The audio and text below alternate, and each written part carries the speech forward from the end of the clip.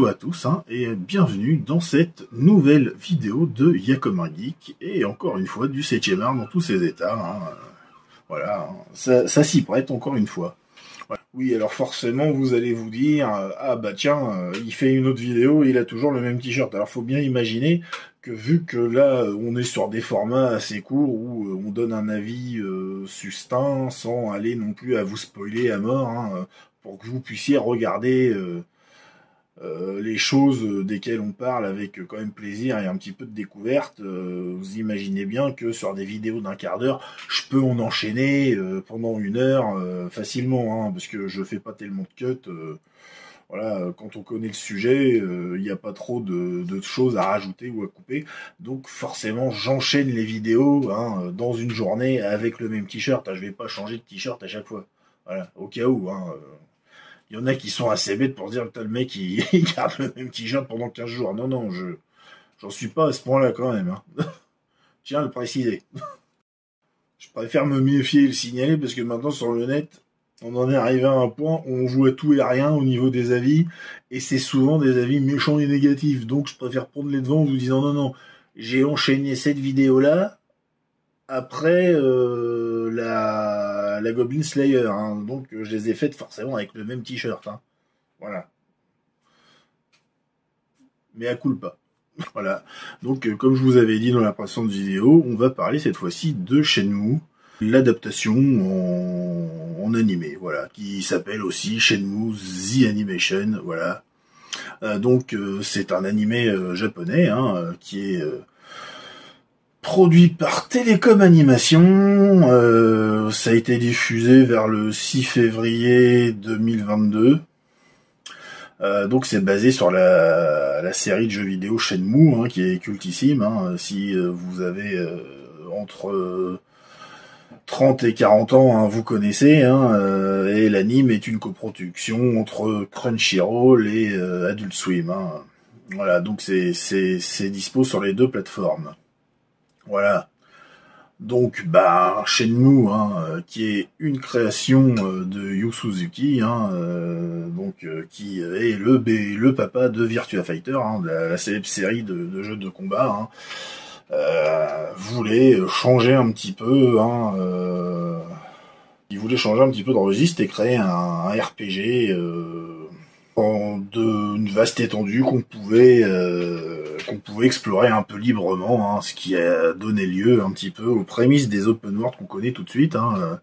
Donc de base ça devait être un RPG basé sur l'univers de Virtua Fighter et qui devait se passer en Chine. Au final la direction a dû changer et c'est devenu Shenmue. Voilà, ça devait aussi sortir sur Saturn et puis au final c'est arrivé sur Dreamcast. Voilà, le premier Shenmue, il est sorti le 29 décembre 99. Bon, ça me rajeunit pas déjà, c'est déjà une chose, et voilà quoi. Donc on a Shenmue, qui sort donc le 29 décembre 99, qui a été une claque dans la gueule pas possible à tous les gens qui ont eu une Dreamcast et qui ont connu à l'époque. Ça est devenu un monument culte, dont se sont inspirés beaucoup, principalement les papas de la série Yakuza. On sent beaucoup l'héritage Shenmue là-dedans. Puis je pense que s'il n'y avait pas eu ça, l'open world comme on le connaît à l'heure actuelle en jeu vidéo, ça n'existerait pas, tout simplement. C'était quand même une petite révolution à l'époque. Après on a eu Shenmue 2, toujours sur Dreamcast, qui est sorti en septembre 2001. Et puis, il a fallu attendre des années et des années pour avoir la suite d'une histoire qui n'était pas finie et qui rongeait les fans hardcore de la série. Moi, j'appréciais bien Shenmue, mais sans être non plus un fan total, inconditionnel, quoi. La suite serait pas sortie, j'en serais pas mort. D'ailleurs, à l'heure actuelle, j'ai toujours pas fait Shenmue 3, donc qui sort en novembre 2019 sur PS4 et PC, qui a été financé par une campagne Kickstarter avec un objectif de 2 millions de dollars pour avoir un développement plutôt bon, quoi. Et au final, le financement a atteint 2 millions de dollars en moins de 24 heures. Et le jeu a même gagné un prix dans le Guinness des records pour être le jeu vidéo à avoir atteint le cap du $1 000 le plus rapidement possible en 102 minutes, quoi. Bon, voilà, si ça leur fait plaisir. Donc, les petits exemplaires de Shenmue, hein, je les ai quand même gardés d'époque, hein, voilà. Hein. Et puis, comme ça datait et que ils ont ressorti la petite compilation, je me suis pris le petit collector de chez Pix & Love, hein, voilà, avec un petit artbook dedans, une belle boîte, Bon, moi, elle est un peu morflée dans dans la livraison, mais bon, logiquement, c'est une belle boîte, voilà, une belle présentation qui est sympa.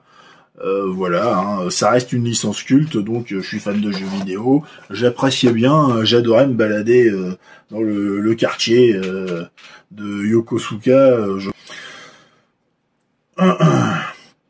Voilà, donc Shenmue, qu'est-ce que ça peut bien raconter?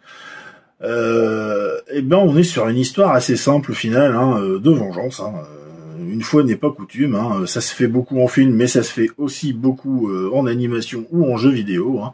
Donc on est avec Ryo Hazuki qui rentre tranquillement dans la demeure de sa famille, hein, et qui se dirige vers le dojo, hein, où son père Iwao s'entraîne avec sérieux aux arts martiaux. Et puis là, il va assister au meurtre de son père par un type, par un gars chinois, vu son vêtement, hein, qui se nomme Landy. Voilà. Et Ryo essaye de défendre son père en vain. Hein, le type est super fort, quoi, et il va mener une enquête en lâchant tout, hein, ses études, sa famille, ses amis, pour retrouver qui est l'assassin de son père. Et il va commencer à foutre le nez dans les bas-fonds de la ville, hein, qui est bien Yokosuka, hein, j'avais raison. Je le note quand même. Et il va mettre le nez dans une organisation mafieuse qui s'appelle les Chi-Humen, qui voue un culte avec deux miroirs, un du phénix, un du dragon, qui une fois mis ensemble, apporte des pouvoirs, des forces mystiques. Donc de sa petite ville de Yokosuka, Ryo va très vite bifurquer vers la Chine, pour continuer son enquête et en apprendre plus sur le passé de son père, qui apparemment se serait fait tuer aussi par vengeance, puisque Landy est devenu venger la mort de quelqu'un. Voilà. Donc, au fur et à mesure, Ryo va comprendre que sa quête de vengeance va plus loin qu'une simple vengeance et qu'il y a des forces mystiques, voire d'anciennes croyances qui sont en jeu, et va falloir aussi compter là-dessus. Alors, concernant l'animé, les 5 premiers épisodes, donc c'est en 12 épisodes, hein, qui résument les deux jeux, hein, donc voilà, hein, vous n'aurez pas plus que ça dans l'animation. Ça fait pas Shenmue 3. En tout cas, on a le tout début de Shenmue 3 dans le dernier épisode, mais vraiment le début, donc ça s'arrête très vite. Donc Shenmue The Animation ne résume que le premier et le deuxième Shenmue. Voilà, ça c'est dit. Donc voilà. Donc moi, je n'avais pas rejoué à Shenmue depuis l'époque. Hein, je l'avais quand même fini 2-3 fois, hein, gamin, mais j'y avais jamais retouché depuis. Donc je me suis dit, écoute, hein, j'en ai des bons souvenirs. Si l'animé est plutôt bien fidèle, bien adapté, vas-y, pourquoi pas, ça rappellera des bons souvenirs. Et puis voilà quoi. Donc j'y suis allé avec cet talent-là, quoi. Et oui, c'est plutôt ça. L'histoire est assez fidèle, on retrouve les combats emblématiques, les personnages sont tous là. L'animation, alors sur les 5 premiers épisodes, c'est très flagrant, hein. C'est pas terrible. L'animation et les dessins, ça va, mais peut mieux faire, surtout l'animation. C'est beaucoup mieux à partir de l'épisode 5, dès que Ryo va se diriger vers la Chine. C'est aussi la partie qui va être la plus développée dans l'animé, hein. Alors la partie à Yokosuka, qui moi en est des souvenirs pas possibles, c'est un jeu à vivre, quoi, faut l'avoir vécu pour comprendre, c'est de balader les petites activités annexes, les discussions avec les passants, rechercher, parce qu'on a un petit carnet, il faut enquêter, quoi, des fois on trouvait pas tout de suite. Là, mon reproche, c'est que là tout va trop vite. Ryo découvre les indices trop vite, il résout les énigmes trop vite, et les combats aussi vont trop vite, dont le fameux combat sur le port, juste avant que Ryo embarque pour la Chine, le combat avec les 80 Mad Angel, qui est un groupe de bikers qui font régner un petit peu la loi sur le port. Bon bah là c'est expédié, quoi, hein. On n'a pas l'intensité du combat qu'on pouvait avoir quand on jouait à la manette, quoi. Non, là c'est comme ça. On a un Ryo qui est imbattable, qui connaît toutes les techniques, qui a rarement difficulté. Donc c'est pour ça que je dirais que la série est un résumé, mais vraiment un résumé du jeu. Voilà. Alors en même temps, c'est pas évident de faire tenir un jeu qui va durer 20, 30, 40 heures dans une série animée, quoi. Sinon, il faudrait s'étaler sur des centaines d'épisodes et c'est pas possible. Après, est-ce que toutes les discussions sont aussi intéressantes? Quand on joue, on est acteur, quand on regarde, on est spectateur, donc on n'est pas dans la même approche. Donc je suppose qu'il a fallu aussi faire des choix et couper des choses, hein, et ça je peux le comprendre. Mais on aurait dû miser l'accent sur des combats plus spectaculaires, et là je trouve que les combats, t'es quand même, avec le système de Virtua Fighter, sont... vraiment ne rendent pas justice à ceux du jeu vidéo, hein, pas du tout, ils sont vraiment... trop expédié, et là-dessus je suis vraiment resté sur ma faim, malgré que ça se suit sans déplaisir, mais c'est pas à la hauteur de ce que j'attendais. J'en attendais beaucoup plus.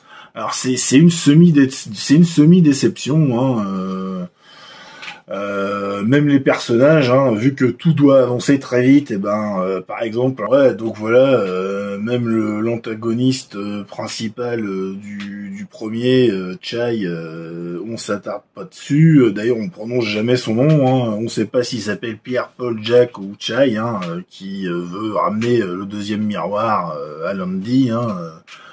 Voilà, on a aussi Guizhang, hein, Chen, hein, qui va aider Ryo à se débarrasser des Mad Angel sur le port. Ils affrontent quand même 80 mecs à deux, les types.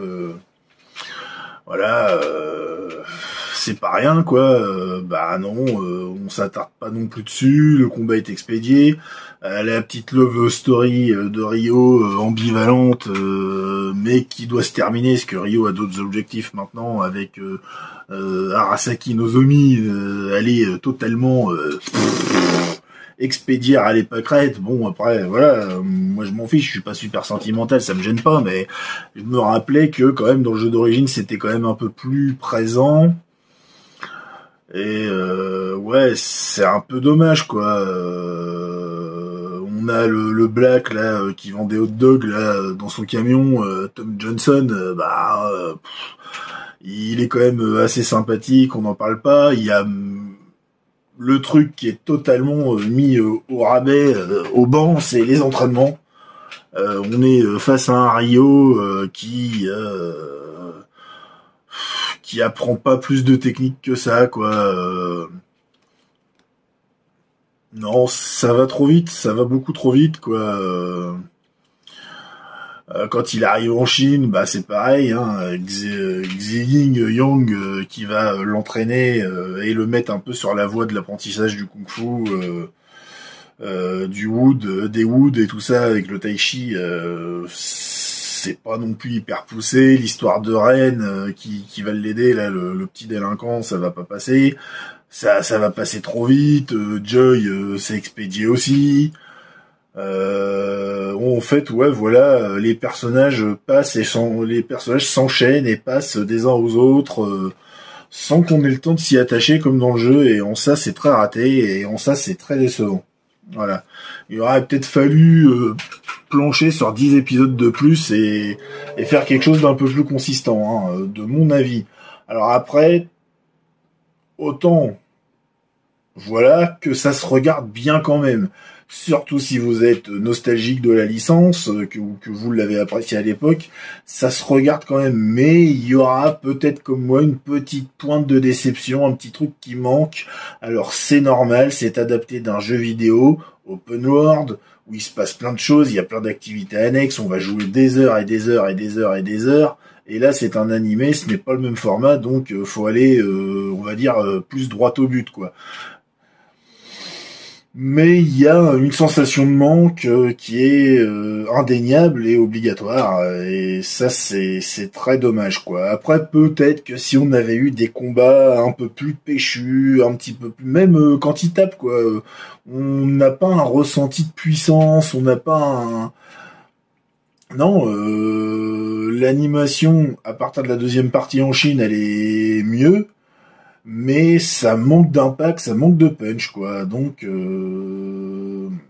c'est à vous de voir, hein, si vous allez y aller ou pas. Mais moi, je dirais que c'est mitigé pour l'instant, quoi. Voilà, c'est mitigé, mon avis. J'ai pas détesté, mais voilà. Mais il manque quelque chose. Il manque du punch. Voilà, c'est ça. Voilà, donc maintenant, hein, vous avez mon avis, hein, à vous de faire le vôtre, hein, en allant regarder ce Shenmue animation, hein, et puis à me faire un retour, hein, si vous en avez l'envie. Hein. Voilà, donc la prochaine vidéo, hein, sera certainement sur Bastard, hein, le fameux manga d'Heroic Fantasy qui est readapté pour la deuxième fois en animé. Voilà, quelque chose que j'ai hâte de regarder, parce que j'adorais vraiment l'univers et le personnage principal, quoi, qui me faisait extrêmement marrer, quoi, parce qu'il est pourri, il est profiteur, il est manipulateur, il a un côté un petit peu méchant, ridicule des fois, tout en étant extrêmement puissant et presque imbattable, quoi. C'était quelque chose, quoi, à l'époque, quoi. Voilà. Donc bah voilà, écoutez, je vous souhaite la bonne matinée, la bonne journée, la bonne soirée, hein, tout dépend de quand vous regardez la vidéo. Et on se dit à la prochaine. Allez, salut!